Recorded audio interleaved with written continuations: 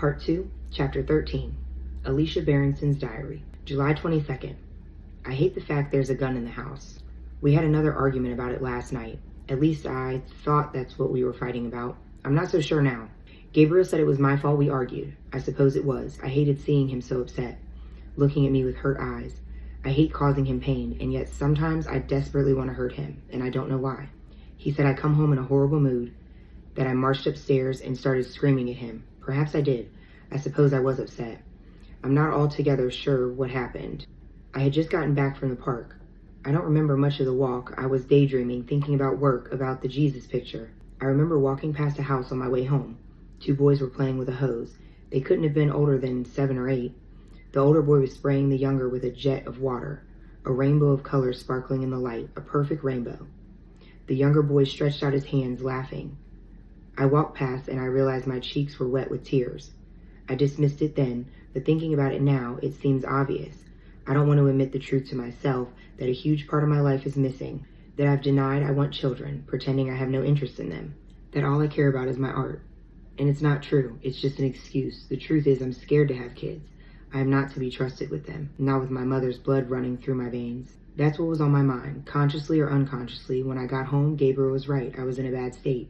But I never would have exploded if I hadn't found him cleaning the gun. It upsets me so much that he has it, and it hurts me he won't get rid of it, no matter how many times I beg him.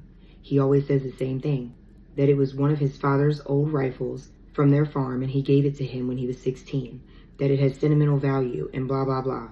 I don't believe him. I think there's another reason he's keeping it. I said so. And Gabriel said there was nothing wrong with wanting to be safe, wanting to protect his house and wife. What if someone broke in? Then we call the police, I said. We don't fucking shoot them. I had raised my voice, but he raised his louder. And before I knew it, we were yelling at each other. Maybe I was a bit out of control, but I was only reacting to him. There's an aggressive side to Gabriel. A part of him I only glimpse occasionally, and when I do, it scares me. For those brief moments, it's like living with a stranger, and that's terrifying. We didn't speak for the rest of the evening. We went to bed in silence. This morning we had sex and made up. We always seem to resolve our problems in bed. It's easier, somehow, when you're naked and half asleep under the covers, to whisper I'm sorry and mean it. All defenses and bullshit justifications are discarded, lying in a heap on the floor with our clothes. Maybe we should make it a rule to always conduct arguments in bed. He kissed me. I love you. I'll get rid of the rifle, I promise. No, I said, it doesn't matter. Forget it. It's okay, really. Gabriel kissed me again and pulled me close. I held on to him, laying my naked body on his. I closed my eyes and stretched out on a friendly rock that was molded to my shape. I felt at peace at last. July 23rd. I'm writing this in Cafe del Artista. That was good. I come here most days now. I keep feeling the need to get out of the house. When I'm around other people, even if it's only the bored waitress in here, I feel connected to the world somehow, like a human being. Otherwise, I'm in danger of ceasing to exist, like I might disappear. Sometimes I wish I could disappear, like tonight. Gabriel has invited his brother over for dinner. He sprung it on me this morning. We've not seen Max in ages, he said. Not since Joel's housewarming. I'll do a barbecue. Gabriel looked at me strangely. You don't mind, do you? Why would I mind? Gabriel laughed. You're such a bad liar, you know that? I can read your face like a very short book. And what does it say? That you don't like Max? You never have? That's not true. I could feel myself going red. I shrugged and looked away. Of course I like Max. It'll be nice to see him. When are you going to sit for me again? I need to finish the picture. Gabriel smiled. How about this weekend? And about the painting, do me a favor. Don't show Max, all right? I don't want him to see me as Jesus. I'll never live it down. Max won't see it. It's not ready yet. And even if it were, Max is the last person I want in my studio. I thought that but didn't say it. I'm dreading going home now. I want to stay here in this air-conditioned cafe and hide until Max is left. But the waitress is already making little impatient noises and empathetically checking her watch. I'll be kicked out soon, and that means, short of wandering the streets all night like a mad person, I have no choice but to go home and face the music. And face Max. July 24th. I'm back in the cafe. Someone was sitting at my table, and the waitress gave me a sympathetic look. At least I think that's what she was communicating, a sense of solidarity, but I could be wrong. I took another table, facing in, not out, by the air conditioning unit. There's not much light, it's cold and dark, which suits my mood. Last night was awful, worse than I thought it would be. I didn't recognize Max when he arrived. I don't think I've ever seen him out of a suit before. He looked a bit silly in shorts.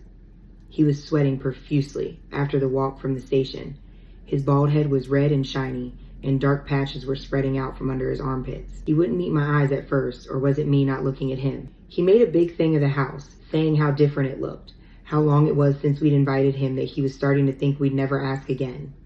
Gabriel kept apologizing, saying how busy we'd been, me with the upcoming exhibition and him with work, and we'd not seen anyone. Gabriel was smiling, but I could tell he felt annoyed that Max had made such a point of it. I kept up a pretty good front at first. I was waiting for the right moment, and then I found it. Max and Gabriel went into the garden and got the barbecue going. I hung around in the kitchen on the pretext of making a salad. I knew Max would make an excuse to come and find me, and I was right. After about 5 minutes, I heard his heavy thudding footsteps. He doesn't walk at all like Gabriel. Gabriel is so silent, he's like a cat. I never hear him moving around the house at all. Alicia, Max said. I realized my hands were shaking as I chopped the tomatoes. I put down the knife. I turned around to face him. Max held up his empty beer bottle and smiled. He still wouldn't look at me. I've come for another. Get it out the fridge. I nodded. I didn't say anything. He opened the fridge and took out another beer. He looked around for the opener. I pointed at it on the counter. He gave me a funny smile as he opened the beer, like he was going to say something, but I beat him to it. I'm going to tell Gabriel what happened. I thought you should know. Max stopped smiling. He looked at me for the first time with snake-like eyes. What? I'm telling Gabriel about what happened at Joel's. I don't know what you're talking about. Don't you? I don't remember. I was rather drunk, I'm afraid. Bullshit. It's true. You don't remember kissing me? You don't remember grabbing me? Alicia, don't. Don't what? Make a big deal out of it? You assaulted me. I could feel myself getting angry. It was an effort to control my voice and not start shouting. I glanced out the window. Gabriel was at the end of the garden, standing over the barbecue. The smoke and the hot air distorted my view of him, and he was all bent out of shape. He looks up to you, I said. You're his older brother. He's going to be so hurt when I tell him. Then don't. There's nothing to tell him. He needs to know the truth. He needs to know what his brother is really like. Before I could finish, Max grabbed my arm hard and pulled me toward him. I lost my balance and fell onto him. He raised his fist, and I thought he was going to punch me. I love you, he said. I love you, I love you, I love... Before I could react, he kissed me. I tried to pull away, but he wouldn't let me. I felt his rough lips all over mine and his tongue pushing its way into my mouth. Instinct took over. I bit his tongue as hard as I could. Max cried out and shoved me away. When he looked up, his mouth was full of blood. Fucking bitch. His voice was garbled, his teeth red. He glared at me like a wounded animal. I can't believe Max is Gabriel's brother. He has none of Gabriel's fine qualities, none of his decencies, none of his kindness. Max disgusts me, and I said so. Alicia, don't say anything to Gabriel, he said. I mean it. I'm warning you. I didn't say another word. I could taste his blood on my tongue, so I turned on the tap and rinsed my mouth until it was gone. Then I walked out into the garden. Occasionally, I sensed Max staring at me over dinner. I looked up and catch his eye, and he'd look away. I didn't eat anything. The thought of eating made me sick. I kept tasting his blood in my mouth. I don't know what to do. I don't want to lie to Gabriel, nor do I want to keep it a secret. But if I tell Gabriel, he'll never speak to Max again. It would devastate him to know he'd misplaced his trust in his brother, because he does trust Max. He idolizes him, and he shouldn't. I don't believe that Max is in love with me. I believe he hates Gabriel, that's all. I think he's madly jealous of him, and he wants to take everything that belongs to Gabriel, which includes me. But now that I've stood up to him, I don't think he'll bother me again. At least I hope not. Not for a while, anyway. So for a moment, I'm going to remain silent. Of course, Gabriel can read me like a book, or maybe I'm just not a very good actress. Last night, as we were getting ready for bed, he said, I'd been weird the whole time Max was there. I was just tired. No, it was more than that. You were distant. You might have made more of an effort. We barely ever see him. I don't know why you have such a problem with him. I don't. It was nothing to do with Max. I was distracted. I was thinking about work. I'm behind with the exhibition. It's all I can think about. I said this with as much conviction as I could muster. Gabriel gave me a disbelieving look, but he let it go, for the moment. I'll have to face it again next time we see Max, but something tells me that won't be for a while. I feel better for having written this down. I feel safer somehow, having it on paper. It means I have some evidence, some proof, if it ever comes to that. July 26th, it was my birthday today. I'm 33 years old. It's strange. It's older than I ever saw myself as being. My imagination only ever extended this far. I've outlived my mother now. It's an unsteady feeling, being older than she was. She got to 32, and then she stopped. Now I've outlived her and won't stop. I will grow older and older, but she won't. Gabriel was so sweet this morning. He kissed me awake and presented me with 33 red roses. They were beautiful. He pricked his finger on one of the thorns. A blood-red teardrop. It was perfect. Then he took me for a picnic in the park for breakfast. The sun was barely up, so the heat wasn't unbearable. A cool breeze was coming off the water and the air smelled of cut grass. We lay by the pond under a weeping willow, on the blue blanket we bought in Mexico. The willow branches formed a canopy over us, and the sun burned hazily through the leaves. We drank champagne and ate small, sweet tomatoes with smoked salmon and slivers of bread. Somewhere in the back of my mind was a vague feeling of familiarity, a nagging sense of déjà vu I couldn't quite place. Perhaps it was simply a recollection of childhood stories, fairy tales, and magical trees being gateways to other worlds. Perhaps it was something more prosaic. And then the memory came back to me. I saw myself when very young, sitting under the branches of a willow tree in our garden in Cambridge. I'd spent hours hiding there. I may not have been a happy child, but during the time I spent under the willow tree, I felt a similar contentment to lying here with Gabriel. And now it was as if the past and the present were coexisting simultaneously in one perfect moment. I wanted that moment to last forever. Gabriel fell asleep, and I sketched him, trying to capture the dappled sunlight on his face. I did a better job with his eyes this time.